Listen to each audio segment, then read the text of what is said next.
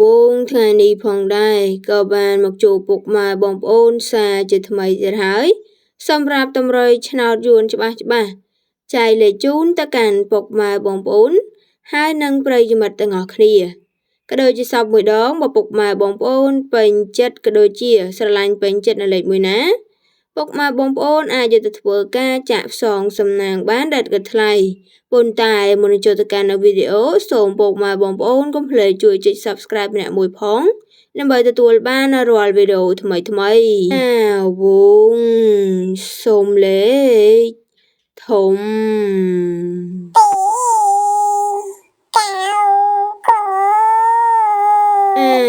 វងសូមលេខធំ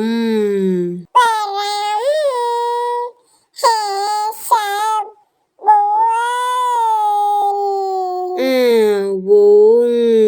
សូមលេខធំ